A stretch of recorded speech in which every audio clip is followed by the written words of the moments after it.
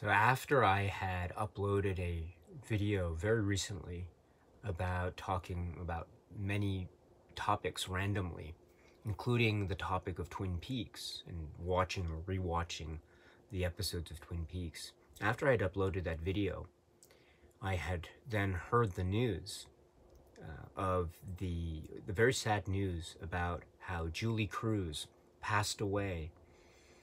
And of course, her music and her voice are in many ways a type of hallmark emblem of the world of Twin Peaks, and indeed, by extension, the world of the art of David Lynch. After all, as the expression goes, where we're from, the birds sing a pretty song, and there's always music in the air. Well, indeed, that is definitely the case when one thinks of Julie Cruz and what her voice meant to so many people, including me. And of course, there's Falling, and there's The World Spins, and there's others. And of course, the discussion about music in Twin Peaks is a very rich and very deep discussion point. So, but speaking about maybe one song in particular, when I heard the news, this very sad news, I think the first impulse that I had was going to the CDs that I have and pulling out the CD which is called Floating into the Night, and then playing the song, one of my favorite songs from Twin Peaks, one of my favorite songs from just one of my favorite moments of Twin Peaks. It's a pretty, I mean, all the episodes are pretty critical, but it comes from an episode which is really, really critical. So I don't want to talk too much about the plot details of that, but let me just say that it's a scene which is the song where we hear the song rockin' back inside my heart. I want you rockin' back inside my heart. And so Donna and James, and that moment where you have Donna, Lara Flynn Boyle, and she's just very quietly smiling and kind of singing along, or she is very quietly mouthing out the words.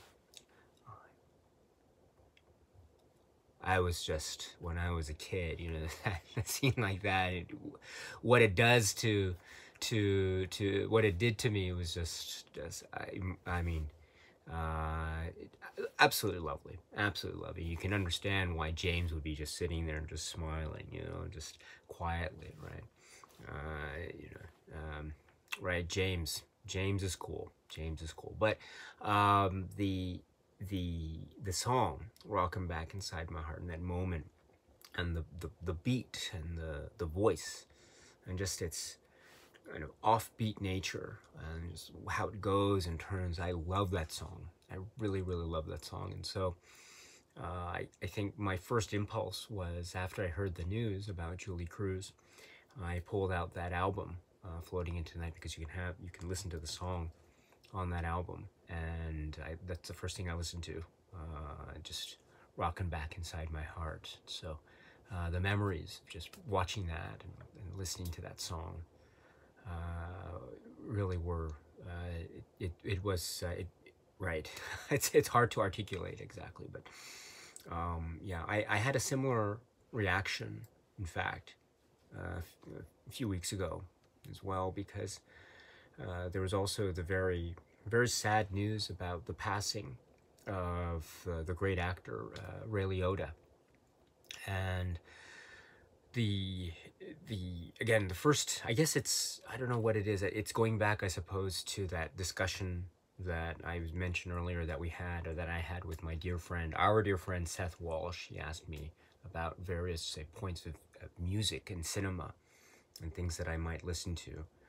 And in that conversation, I had mentioned, or we were talking about Goodfellas, and we were talking about Ray Liotta, and the news had been around that time.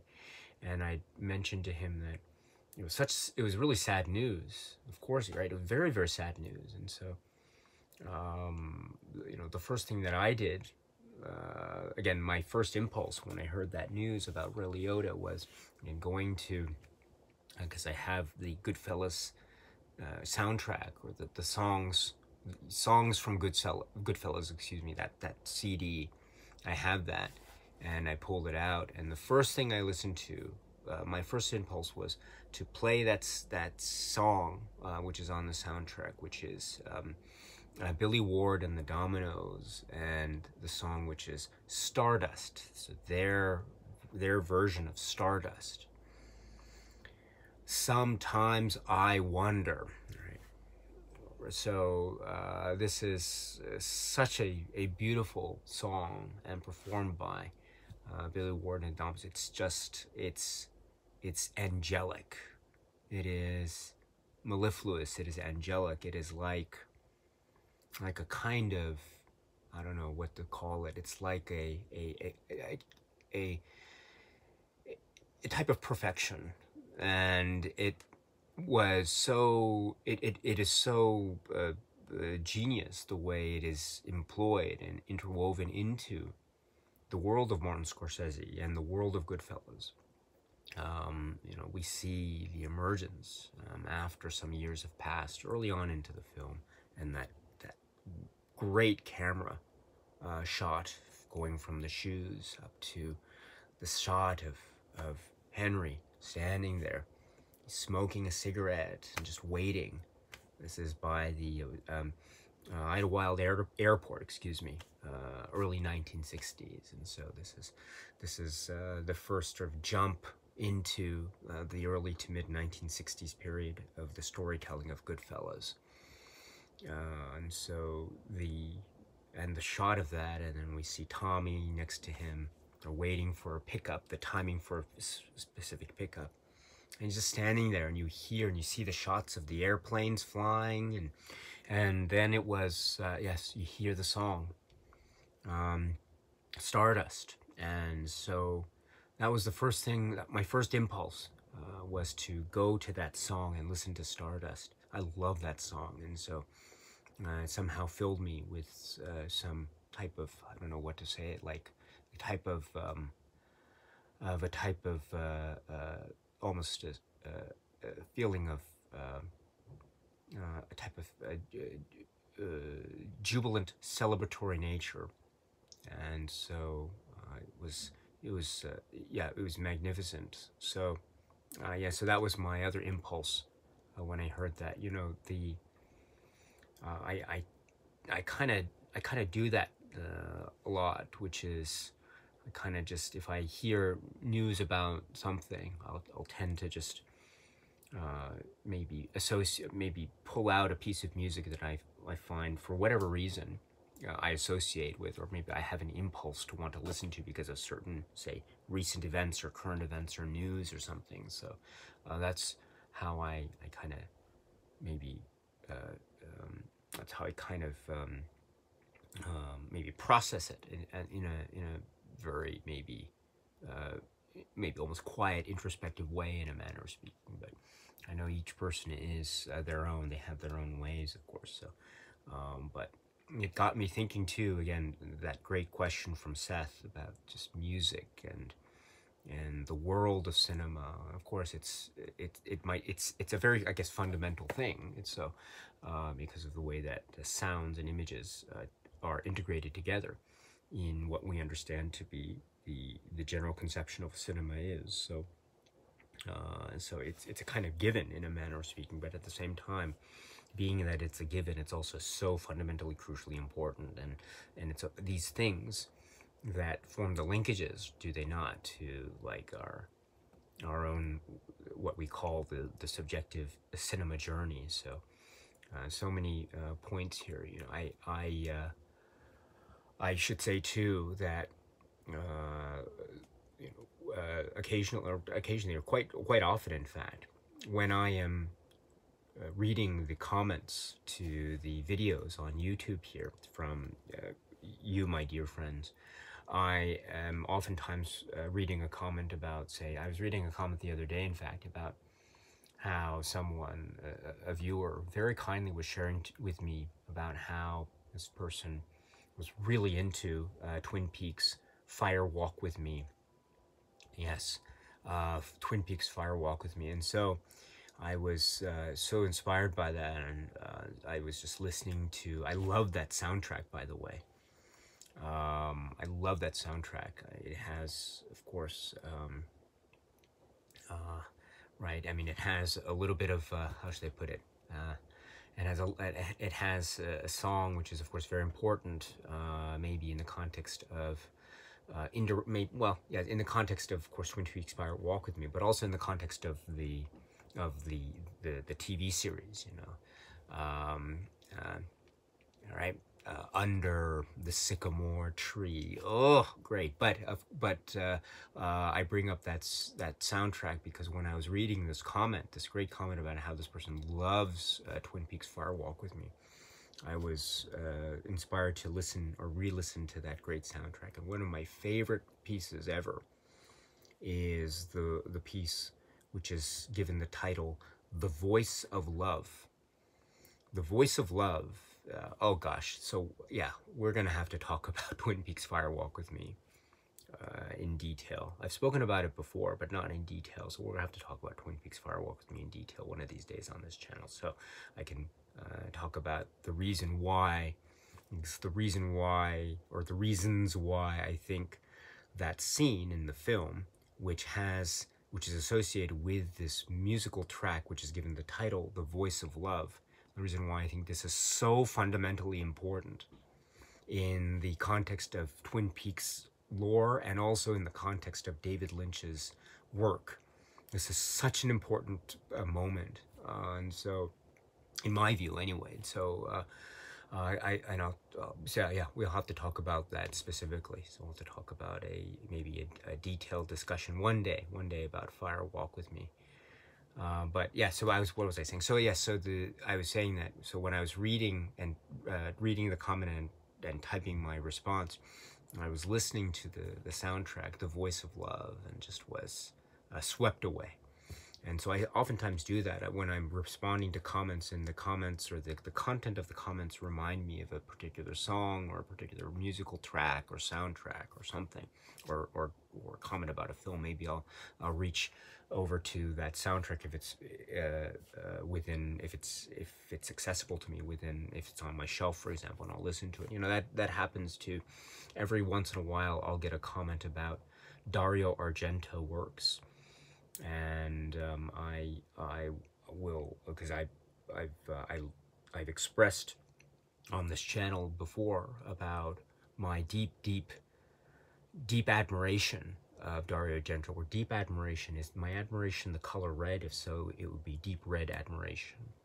So that's my Dario Argento joke. But yes, I have a deep admiration for the works of Dario. They have this nightmarish quality, of course, that are just so frighteningly absurd.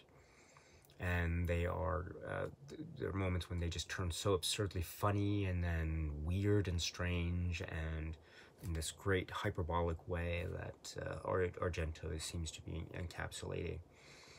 And so I was listening. So whenever I get a comment about, say, an Argento film, or maybe an Argento film discussion on this channel that I was very fortunate to have done some time back, and I'll pull from the shelf those Argento film soundtracks and just listen to them. The one that I think that gets a lot of play for me probably is Deep Red, right? Profondo Rosso. So I've mentioned it before too, but there's a particular track there as well that I listen to. So that track I listen to very much when I'm cleaning. I have to do chores around the house, maybe cleaning up something, scrubbing some tile or something like that, and so or rearranging something, and so just listening to that music, it just helps pass the time even more pleasantly, you know, in terms of cleaning.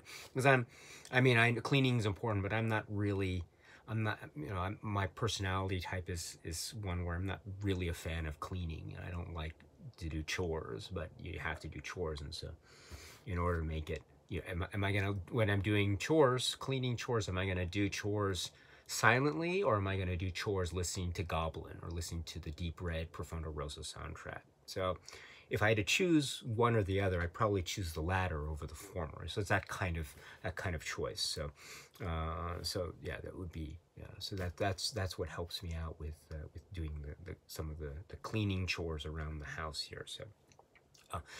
Yes, but that's also my way too to go back to the YouTube comments. I'll read the comments and then respond, excuse me, and then very often I'll be so inspired that I'll be listening to the soundtrack or one of the cues and just reading, just be so into it. So it really helps how should I put it, helps to put that, how should those comments really help to kind of inspire me to move to those steps, as it were. So as always, I have to thank you, my dear friends, for that wonderful inspiration. And then the other thing too, which was the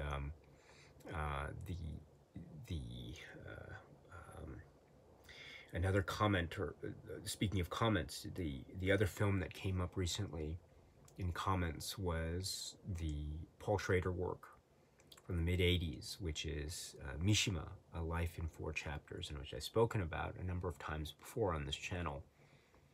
And that's another film where my admiration for such work is boundless, and it will never cease. And it's a very complex work. And one of the reasons why I think it's so complex and my love for the film is so boundless is because of the score, Philip Glass' score. And I was very, I still am very taken with the score. And it was the first time, in fact, watching the film Mishima, and I remember this, we got it on a, it was like a, we found the video. It was one of those kind of VHS clamshell things, those cases, and it had the face of Ken Ogata on the front, which is the famous shot of Yukio Mishima, or as portrayed by Ken Ogata, and the type of look on his face, the moment of high intensity, where art and action collide. So let's put it that way.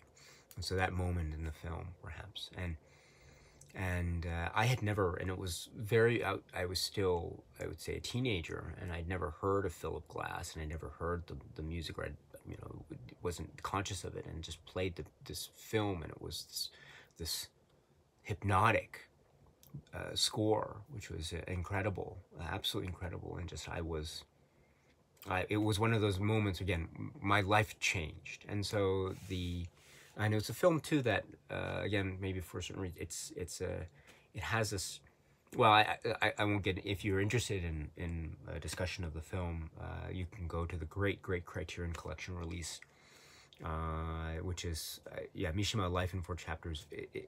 It's always going to be on my, like, top 10 favorite Criterion releases of all time. It's definitely on my top 10 favorite, top 5. It's a top 5 Criterion favorite for me, for sure. Maybe even like number 2 or number 1, perhaps. But in any event, Mishima, and that cover art too on Mishima for the Criterion, I love it. Gold, pink, and yellow together. Who'd have thunk it, right? Oh, it's great. Oh, lovely stuff. But anyway, the color classes are just perfect. That's the perfect color scheme. And so many is brilliant. But anyway, the music, so the discovery of this, and the discovery of Philip Glass's Mishima score was like a thunderbolt, and then just led to the progression of the discovery of who is Philip Glass, what is his music, Koyanis Katsi, and Einstein on the Beach. Wow.